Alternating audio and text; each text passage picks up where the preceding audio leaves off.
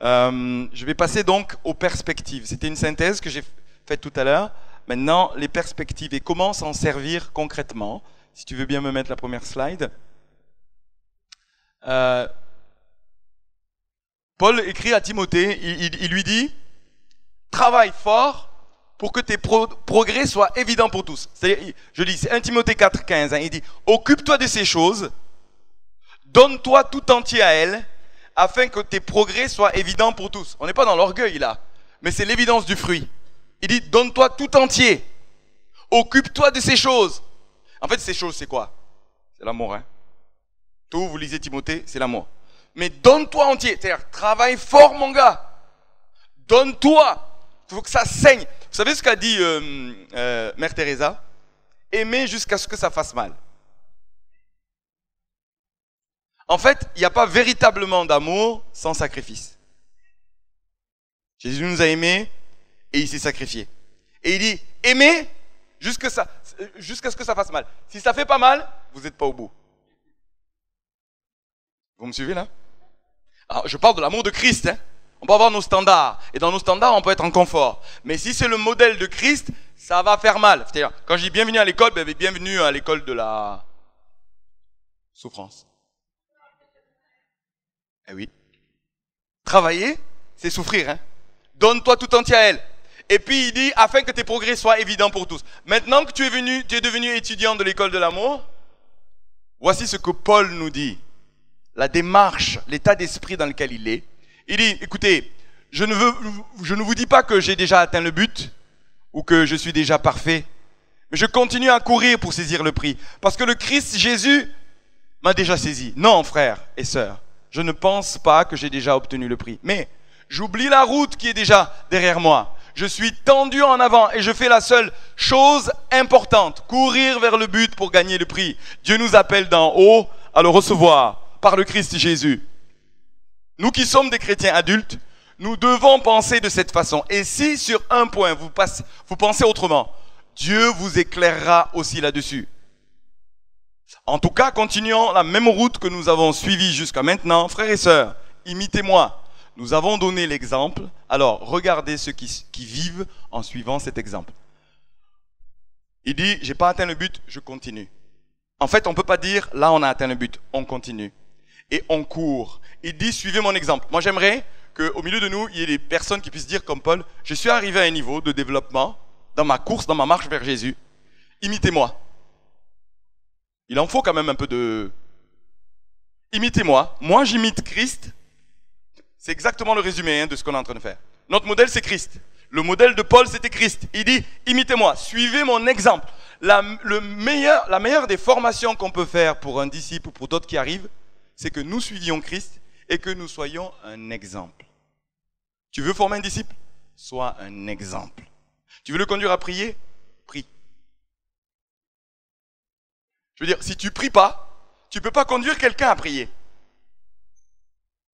Si tu n'es pas authentique, tu vas beau lui prêcher tout ce qu'il faut, mais alors tu vas le savoir, ça va être plein ici, mais tu ne le pratiques pas. Et il n'y a pas d'activation, il n'y a pas d'autorité parce que tu n'es pas un exemple. Il dit, moi je suis Christ de très très près, je cours après lui, ma vie entière c'est ça le plus important, je veux être comme lui, je veux être auprès de lui, je cours pour l'attacher, je veux m'attacher à lui. Maintenant que moi je fais ça, suivez-moi, je veux être un exemple pour vous, et donc prenez mon exemple. Et puis d'autres l'ont fait et sont en train de s'attacher à Christ. Et il nous faut avoir un modèle Christ, et comme on le fait, comme on peut dire, attester, là il y a un modèle qui ressemble à Christ, celui-là.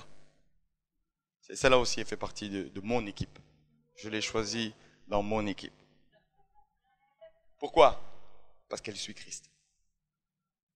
Et plusieurs, quand on fait le 1 à 1, veulent la suivre. Pourquoi? Parce qu'on voit Christ en Irina. C'est un modèle d'inspiration. Et on peut la suivre. Et ça prend le fait nous-mêmes d'être en mouvement. On n'est pas arrêté. On fait que commencer, on continue de courir. Et sur sur la question de l'école de l'amour, c'est que le début. Je vous répète cela et c'est très important. On doit s'engager. Et je vous annonce déjà qu'il va arriver, je pense, c'est pas sûr, on va se laisser conduire, mais à la rentrée prochaine, on va se refaire la 2e année de l'école de l'amour. Parce qu'il y a une suite, vous savez quoi? Il y a d'autres vertus de Jésus qui doivent nous inspirer. Jésus était généreux. La générosité est une des marques de Jésus. On va apprendre à élargir nos cœurs en termes de générosité. Puis il y en a d'autres comme ça. Il était plein de compassion. Le nombre de fois où la Bible dit « rempli, ému de compassion ». Si on veut aimer comme Jésus, il faut que notre compassion augmente. Il n'y a rien à faire, c'est lui le standard, c'est lui le modèle. Et s'il n'y a pas de compassion dans ta vie, tu ne peux pas juste dire « oh ouais, non mais moi je suis fort dans ça, ça je suis faible, c'est pas grave, c'est ma personnalité, c'est mon caractère, c'est mon éducation. » Non, tu dois être transformé à l'image de Jésus. Absolument à l'image de Jésus. Donc ça veut dire qu'il y a d'autres, on va faire le tour, je ne sais pas si on en fera le tour, mais une chose c'est une sorte de synthèse de qui est Jésus et comment il a aimé. Il a aimé avec compassion. On n'a pas pu le traiter parce que, voilà, il y a quelqu'un qui prêche longtemps, il s'arrête sur des points, il se laisse distraire. Non, c'était intentionnel de s'arrêter sur ces points. Parce qu'à chaque fois, je me disais, mais il y a à dire, il y a à creuser. Donc on en a fait 7. Eh bien, je vous annonce déjà que l'année prochaine, on en refera certainement 7. Toute une saison de l'école. Ouais, c'est l'école de l'amour. La suite. Donc, comment tirer le meilleur le meilleur de cette école pour nous? Choisissez une ou deux disciplines. Je l'ai déjà dit tout à l'heure. Évaluez-vous. Et puis, décidez de changer d'attitude. C'est-à-dire, repentez-vous. Vous savez, la procrastination est un vrai problème. Procrastination, c'est quoi? Je repousse à demain. Ok, on arrive Noël, la fête et tout ça, on va bien manger, on va dire, bon, ok, là, c'est pas le moment de commencer un régime. Pas le moment. Après les fêtes. Et puis là, on se parle à nous-mêmes, on me dit, ouais, t'as raison, après les fêtes. Et puis après les fêtes, vous voyez, je ne vous fais pas la chanson. Procrastination. Si tu dis pas aujourd'hui, la Bible dit, si aujourd'hui vous pouviez écouter ma voix, je vous dis, pour l'école de l'amour, ne dites pas après les fêtes. Si tu dis après les fêtes, je trouverai quelqu'un. Après les fêtes, je déciderai de changer. Après les fêtes, non, c'est maintenant que ça se passe. Change d'attitude aujourd'hui. Choisis de changer aujourd'hui et ne dis pas demain. Demain, tu ne sais pas ce qui est. Tu sais, à chaque jour suffit sa peine. Et la peine d'aujourd'hui, là, c'est de choisir quelqu'un. Ok? Tu choisis une discipline. Et tu t'évalues, tu te repens. Et en général, vous savez, quand on fait un vrai travail, que la parole de Dieu travaille en nous, ça va produire au-dedans de nous de dire, wow, t'es à 2. Mais repens-toi vraiment. C'est-à-dire, Seigneur, c'est grave en vérité. Je t'aime, je dis que je veux te ressembler, je veux te servir, là. En vérité, je suis loin. Je veux me mettre en mouvement. Je le décide, je le choisis maintenant. Ok? 2, prier. Avant d'aller trouver quelqu'un, prier. Je l'ai déjà dit tout à l'heure. 3, désigner un coach. On a un coach pour tout aujourd'hui. Pourquoi on n'aurait pas un coach pour l'école de l'amour? On a un coach pour... Moi je suis en train d'essayer de convaincre Romain d'être mon coach sportif. Il dit qu'il a beaucoup de travail. J'ai dit, écoute, on va s'arranger.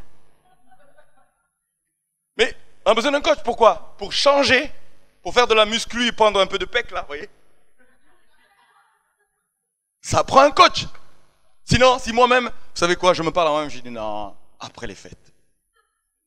Qui c'est qui est comme moi, là? C'est sincèrement. Ok. Après les fêtes, on prend un coach. Pourquoi pour l'école de l'amour, on ne prenait pas un coach? Je vous exhorte. Si vous n'avez pas vous-même, vous avez un talent, vous n'avez pas le faire fructifier, amenez-le à la banque, comme dit Jésus. Trouvez quelqu'un qui vous aide à faire fructifier. Mais de grâce, ne restons pas là. Trouve un coach. Trouve un coach. Trouve un coach. Après, évaluez-vous pour savoir où vous en êtes, pour progresser. C'est-à-dire, ce coach, il ne va pas juste te dire, ouais, je t'amène faire du sport, et puis, ben voilà. Non, il va dire, ok, tu veux partir d'où?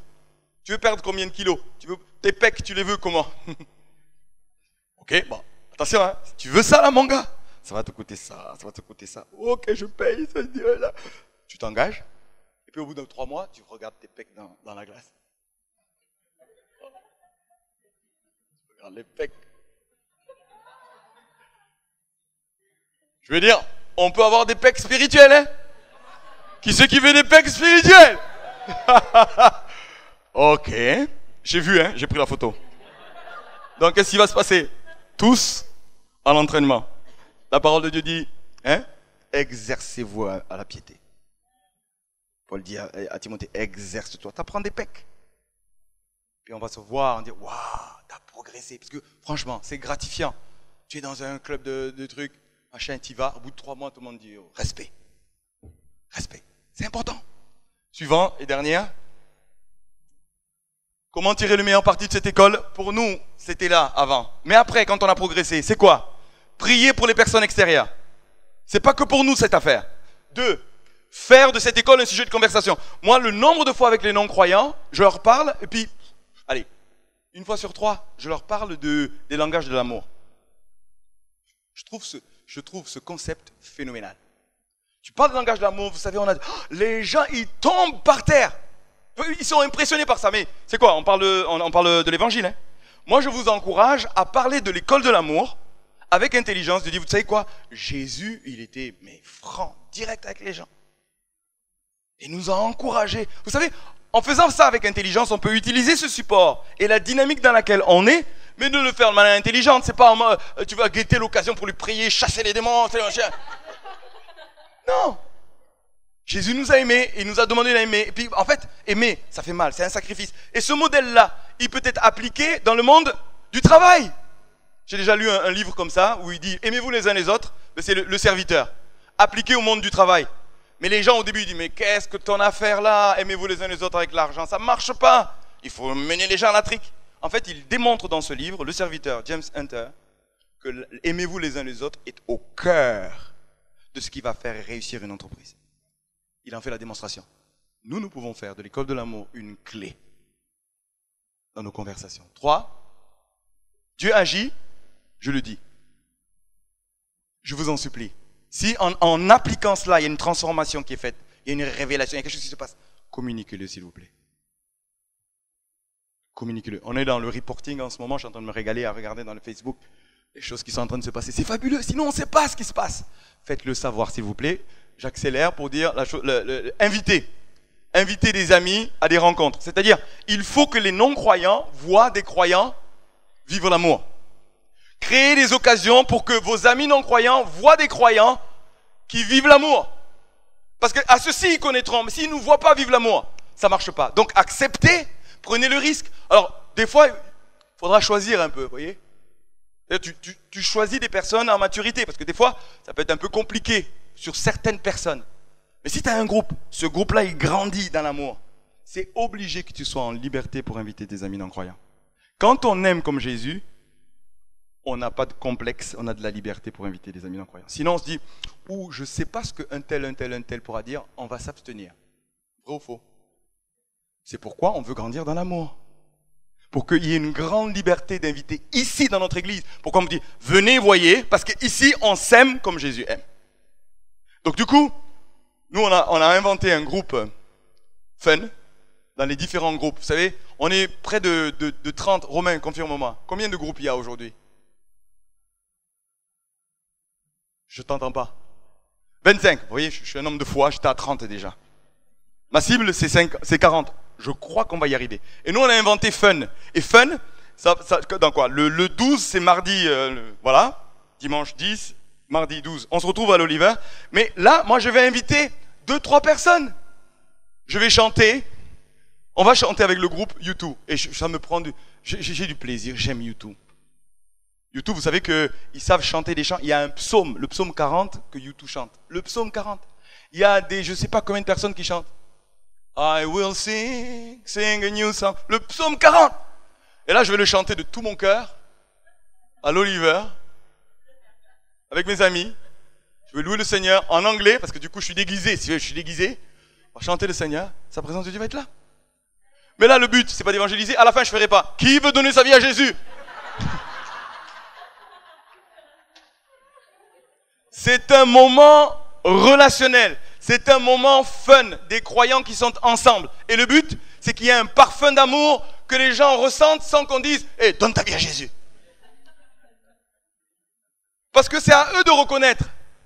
Pourquoi tu parles? Il faut qu'ils disent, oh, je reconnais l'amour. Là, tu dis, ok, tu sais de ce que ça vient? Je vais te raconter de ce que ça vient. Là, tu lui racontes l'histoire. Mais s'ils ne voient pas, surtout, moi je dis, vaut mieux te taire. Non, mais comprenez-moi. Je parle des gens qui sont en relation avec vous. Tu vas évangéliser dans la rue, ok, tu ne le connais pas, tu lui partages l'évangile. Mais il faut qu'ils voient. Il faut qu'ils voient et qu'ils reconnaissent eux-mêmes. Ça te donne une tribune, une légitimité de parler. Il faut qu'ils voient. S'il n'y a pas d'amour, si on n'a pas pratiqué, quelle autorité on a pour parler? Je te parle de crédibilité. Après, oui, on a l'autorité de partager l'évangile à quiconque. Mais l'impact sera différent s'ils ont reconnu l'amour. Voilà, j'ai terminé. Oh, deuxième année, la générosité, compassion et la proactivité. C'est Dieu toujours qui prend l'initiative. Vous savez, quand on parle d'amour, Dieu n'attend pas qu'on réponde à son amour, c'est lui qui fait le premier pas. Toujours. Jésus a fait le premier pas. Avant même que nous nous soyons convertis, avant même que nous nous tournions à lui, Dieu nous a aimés, il a donné son Fils. Jésus s'est sacrifié. Ça s'appelle la proactivité. C'est toi qui prends le premier pas si tu veux aimer comme Jésus aime. J'ai terminé. Que Dieu vous bénisse.